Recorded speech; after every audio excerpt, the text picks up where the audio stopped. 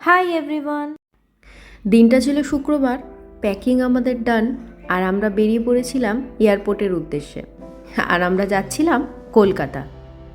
তো ফাইনালি আমরা বেরিয়ে পড়েছি। 6:45 ফ্লাইট আমাদের।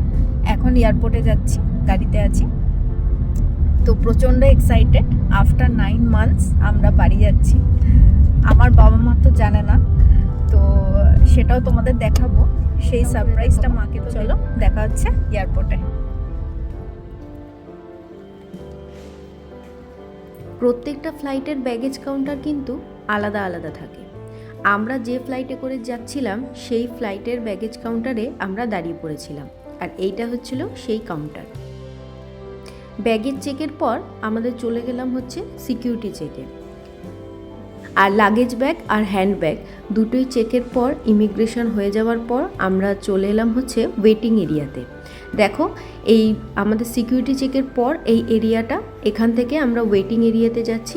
ডান দিকে হচ্ছে আমাদের ওয়েটিং এরিয়া। আমাদের গেট নাম্বার ছিল হচ্ছে F2, তো সেইটা দেখেই আমরা সেই ওয়েটিং এরিয়াতে চলে গেলাম। তো আমি বসে পড়েছিলাম ওয়েটিং এরিয়াতে। খুব বেশি টাইম ছিল না, ওই মোটামুটি হাতে ছিল আধ ঘন্টা পৌনে 1 ঘন্টা মতো। বোর্ডিং টাইম যখন এসে গেল আর আমাদের অ্যানাউন্সমেন্ট করা হলো যে আমাদের বোর্ডিং শুরু হয়ে গেছে, আমরা চলে গেলাম। পাসপোর্ট আর বোর্ডিং পাস দেখানোর পর আমাদের পাঠিয়ে দেওয়া হলো এই বাসের দিকে। আর তারপর এই বাস থেকে নামানো হলো একদম ফ্লাইটের সামনেই।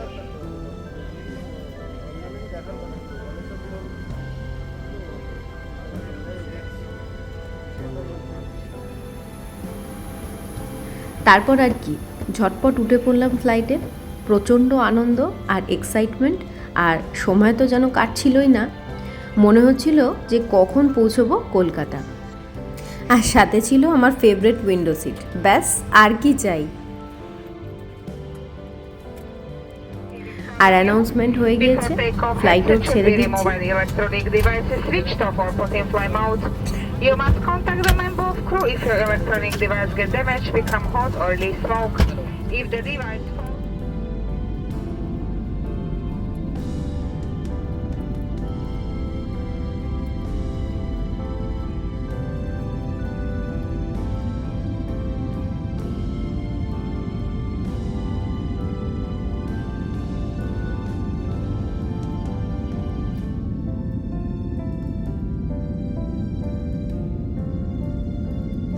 বারবার স্ক্রিনে দেখছিলাম যে আর কতক্ষণে কলকাতা পৌঁছবো।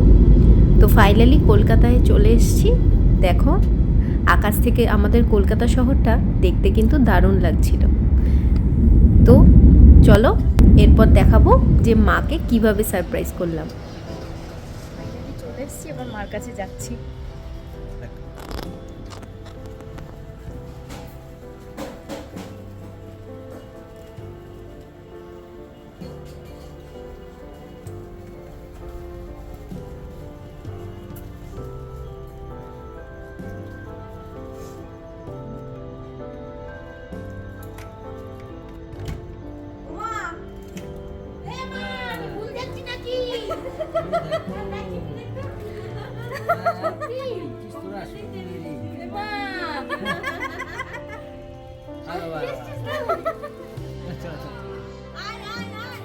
তো এই ইমোশনাল মোমেন্টেই আজকের ব্লগ এখানেই শেষ করলাম। দেখা হচ্ছে আমার পরের নতুন ব্লগে।